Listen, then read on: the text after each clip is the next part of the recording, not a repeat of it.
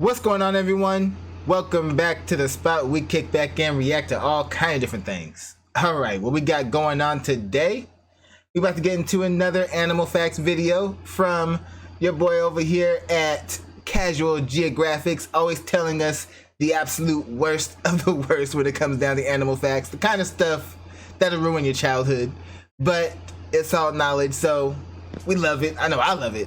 I know this stuff is really entertaining. So this one is called The Wolf Who Would Be King. So this looks like this is going to be a pretty good story. He is a good storyteller, so let's go ahead and jump right on into it and see what this is all about. So we've talked about animals that have beef, but these animals have a whole three-way situation going on. So you might know that ravens and wolves have a business arrangement where ravens will lead them to food, whether it's fresh kills or prey, and in return the ravens get to eat the wolves' leftovers. Not only that, but it seems like the ravens will also form relationships with individual wolves in a pack and will even be seen playing with wolf pups. And that's where the coyotes come in. Coyotes are opportunists that can hunt, but they'll also try to score a free meal whenever they get the chance. Wolves hate coyotes because they'll steal their kills and will even delete any unprotected wolf pups. Coyotes hate wolves because wolves are everything they are but better in every way. Wolves will often murk them on sight. In rare cases, packs of coyotes will attempt to harass and bully lone, injured, or old wolves. Ravens don't mess with coyotes because they're competition. So here's what happens. Coyotes will often attempt to finesse some of the wolves' kill when they're not looking, which can result in ravens basically calling for a hit on them by making these loud alarm calls. These alarm calls get the attention of the wolves, who will then attempt to chase the coyote off. Sometimes they won't stop at just chasing. You're looking at about 5 wolves and 1 less coyote. Jeez. Somewhere in the desert, roadrunner smoking a wily pack. Somewhere there's a roadrunner smoking a wily pack. Oh, that's good. That's good. I love that. Oh, but they hate playing though. It really snitched on the coyote. You got jumped. And somewhere in the desert, roadrunner smoking a wily pack. And since ravens are scavengers, they get to eat what's left of the now life-canceled coyote. So basically, the ravens will snitch on the coyotes to their big brother wolves. And if you know about ravens, they're 100% smart enough to do that. But keep in mind, coyotes will sometimes put ravens on the meal prep too. Moral of this video, nature really hates coyotes. Wolves and ravens aren't Damn, nature really hates coyotes. Oh, that is crazy though. The ravens over here. But ravens are super smart. Ravens are, it's like, you wouldn't think that a bird would be as smart and cunning as ravens actually are. It's kind of terrifying sometimes. It makes you happy that they're not that big and they don't have thumbs. enough to do that. But keep in mind, coyotes will sometimes put ravens on the meal prep too. Moral of this video, nature really hates coyotes. Wolves and ravens aren't the only ones to work out an arrangement like that. Coyotes and badgers have every reason to hate each other, with coyotes sometimes turning on badgers and badgers occasionally flatlining coyote pups. But they'll put aside their differences because between the coyote's speed and the badger's burrowing, they make life infinitely more difficult for prairie dogs when they hunt together. Tarantulas will adopt humming frogs to protect their eggs from insects, and in return the tarantula protects the frog from the rest of the world. Hold up. Before you even switch over to that, over here throwing a spider on the screen, no spider warning? I didn't see no warning. What's going on, man? That ain't right. And badgers occasionally flatlining coyote pups. But they'll put aside their differences because between the coyote's speed and the badger's burrowing, they make life infinitely more difficult for prairie dogs when they hunt together. Tarantulas Okay, so they work together to hunt. will adopt humming frogs to protect their eggs from insects, and in return the tarantula protects the frog from the rest of the world. Even ants have allies. Damn. They protect my babies and I just protect you, period. For life. You're good. Oh, man. Spiders, I hate them. From insects, Imagine, imagine getting adopted by a damn spider. Just throws you in his nest and is like, here, you watch over the eggs now. That's your job. Protects the frog from the rest of the world. Even ants have allies. You see, ants and acacia trees have a business arrangement where the ants live inside the thorns of the acacia. The ants pay rent by attacking anything that attempts to eat from the acacia, and that can include other insects like crickets all the way to herbivores like giraffes and even elephants. And this partnership starts when the acacia produces a smell that attracts a queen ant, the same way the smell of pie causes a cartoon character to defy gravity. And these ants aren't pushovers. If an animal like a giraffe threatens their home, then they'll swarm out in mass sting to the point where they can fend off animals millions of times their size. Like I said, ants are about that action, and if they were the same size as humans, they would end the entire world in one weekend. I believe that too. I wholeheartedly believe that. Freaking, I've seen enough videos of ants doing crazy stuff, but these ants taking on whole elephants to protect the tree?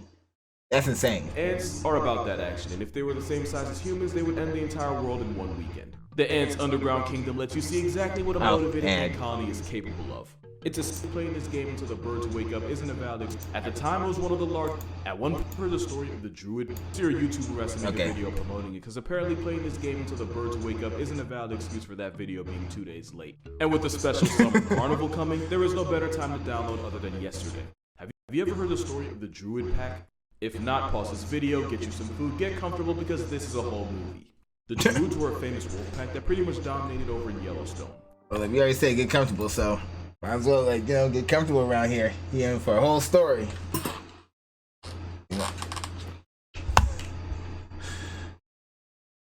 So the druids, a famous wolf pack that pretty much dominated over in Yellowstone. At one point, the pack was 37 wolves strong, and yeah, that's a lot of wolves. At the time, it was one of the largest wolf packs ever recorded. The druid pack were the rulers of Lamar Valley in Yellowstone, which was one of the most valuable hunting grounds in the entire area. Thanks to the thousands of elk that would pass through Lamar each year, and as a top pack, the druids got full control of all that real estate. There was also a coyote couple that would scavenge the wolves' leftovers, and the wolves for the most part would tolerate them as long as they weren't too pressed for food.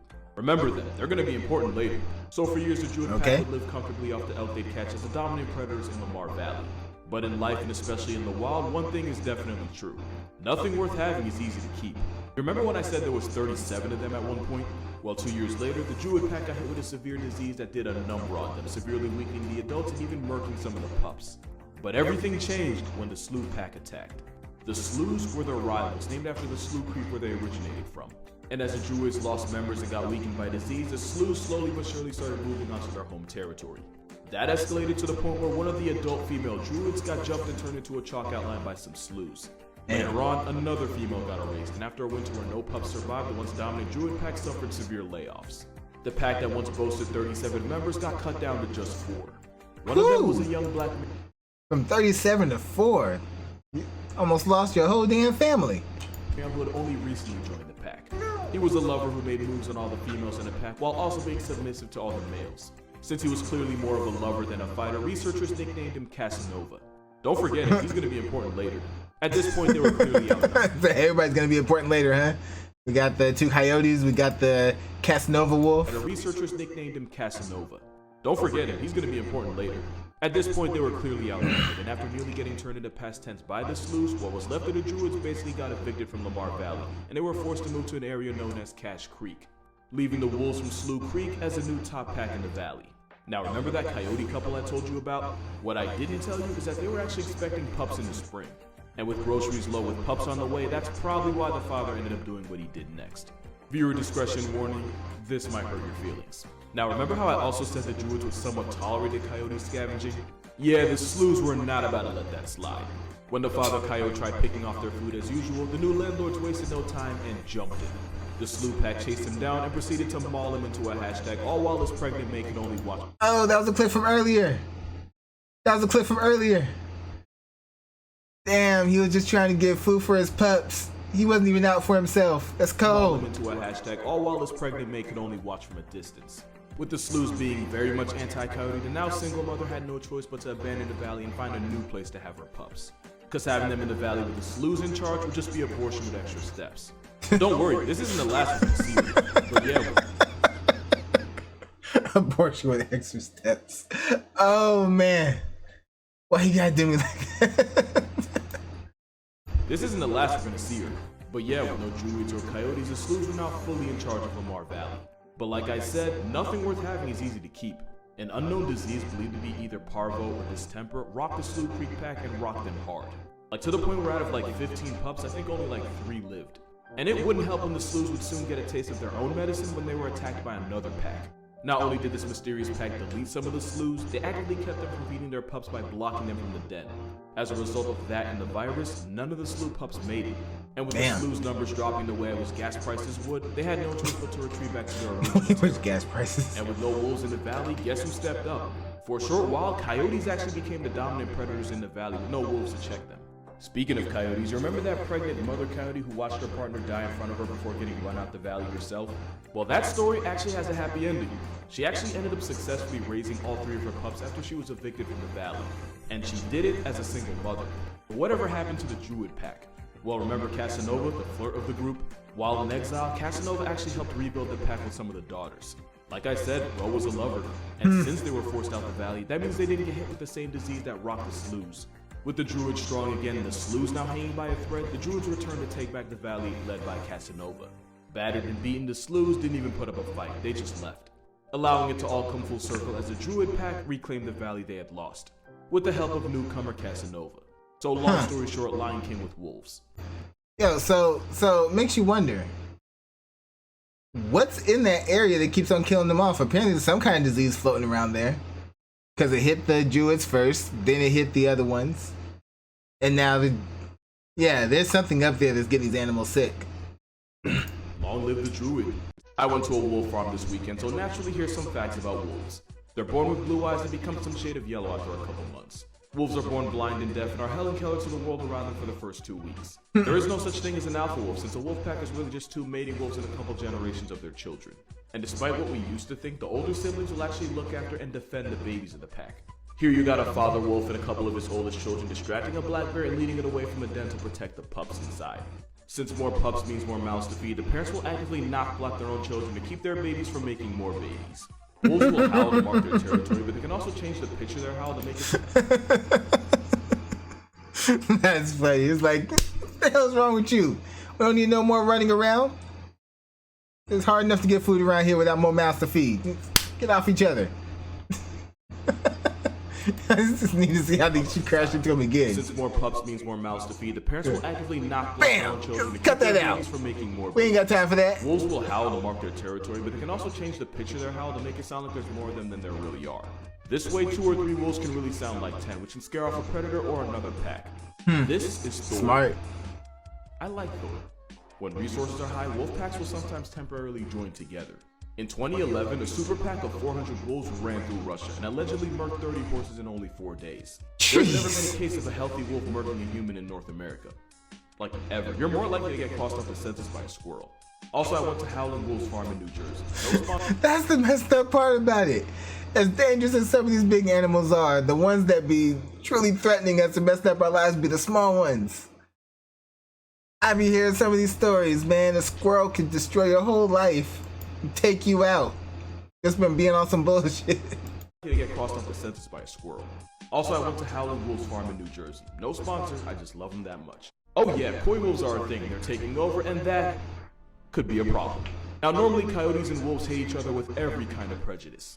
But with the wolf population newly getting put in the gulag by a certain hairless primate, some wolves decided that a coyote was their last option. To be fair, weirder things have happened. Just ask the roller bears.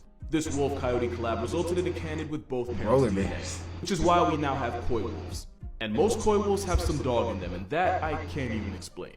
Now here's why it could be a problem. Wolves are fluffy tanks, but they're naturally afraid of people. Coyotes are born given less of a, but they're not really big enough to really be a threat, unless you're like somebody's cat. Mixing them together is like playing Jurassic Park with puppies. So what you have now is an animal that isn't as afraid of people as wolves and can live around people, while also being bigger than a normal coyote. To be fair, they're not really that dangerous to people and would still rather avoid you than fight you. Your pets are a different story with a worse ending. But in their defense, the only reason they exist is because we drained the wolves' dating pool to the point where they had to start piping coyotes.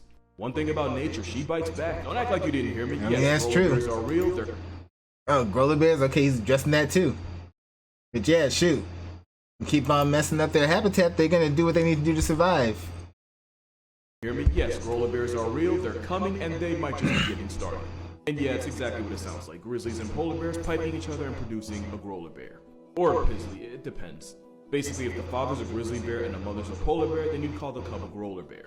But if the daddy's a polar bear, then you'd call it a pizzly. And just like with the coy wolf in America, this one's on us too. Basically, as temperatures keep rising, grizzly bears keep wandering further up north. At the same time, polar bears have to travel further south for groceries since the sea ice to depend on the hunt seals is becoming just sea. So as the two bears end up in each other's area codes, the more they collab and create these hybrids. Now this hybrid is usually bigger than a grizzly, but smaller than a polar bear. And despite being a hybrid, it seems these mixed bears act more like polar bears. Yeah, that might not be a good thing. Now normally grizzlies and polar bears are on site with each other, like to the point where one... Yeah, we don't need them acting like the one that actively hunts humans. I already know about that with polar bears. Just... yeesh. Sight with each other, like to the point where one might attempt to eat the other. But just like how coyotes and wolves hooked up and created the coy wolf, again because of us, grizzlies and polar bears might end up making a whole new bear. We have to round it, now we finna find out. We've all had this question at one point, and if you say you haven't, you're a liar. That question being, if we weren't here, what animal would run the world? You know what? This might be a hot take, but I really think we are one Thanos snap away from seeing crows in a driver's seat.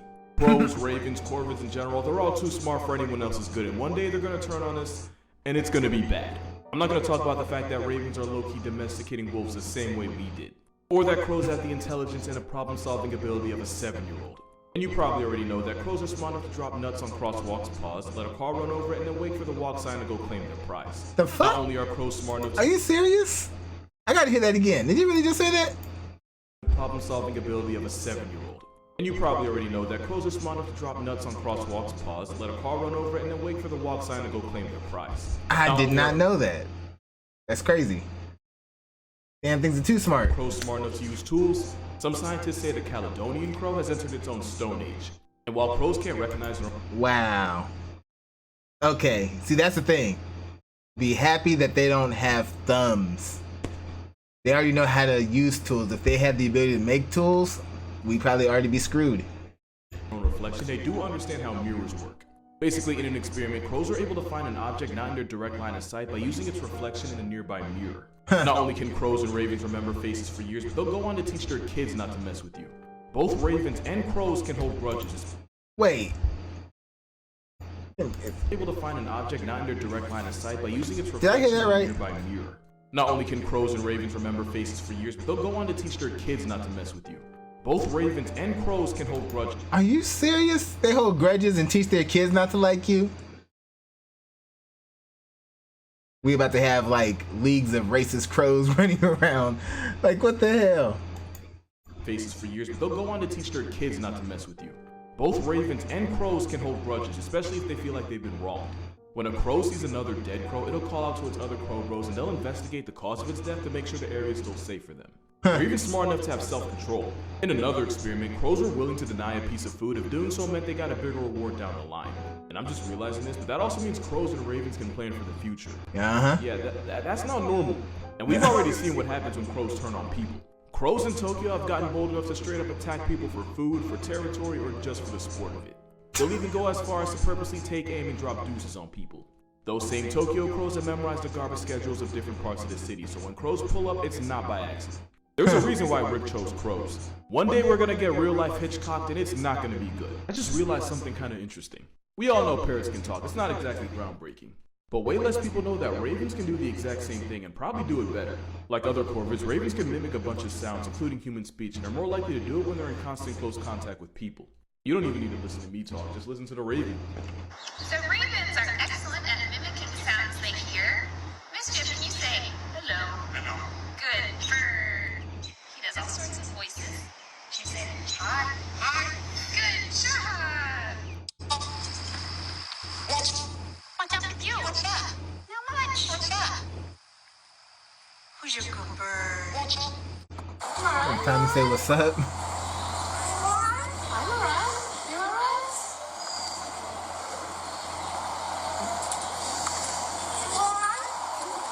I wonder how many people got put in mental hospitals because nobody would believe the voices in their heads were actually a bird. Matter of fact, at one point that'll probably get you a lobotomy. Oh man, that's hilarious. Oh, when I hear that, now I think about it. What was that book? The Raven? The whole phrase, quoth the Raven, nevermore. Did he write that book because there was really a raven messed with him who kept repeating nevermore and he couldn't understand why? I mean, that could explain it. If they're that intelligent and everything, it's just a matter of time before they're holding conversations with us. Oh, but that's again, interesting animal facts. Freaking some disturbing stuff, some stuff that's like, now that I know that, I can't unknow that. But always interesting, always enjoy learning new stuff on here. Alright y'all, y'all know what to do. Go down in the comment section, let me know what y'all thought about this one. And let me know what you'd like to see me react to next. Hit that like button before you go, share this video with everyone you know, and subscribe if you haven't done so already, alright? So, till next time, take care of yourselves, and I'm out of here.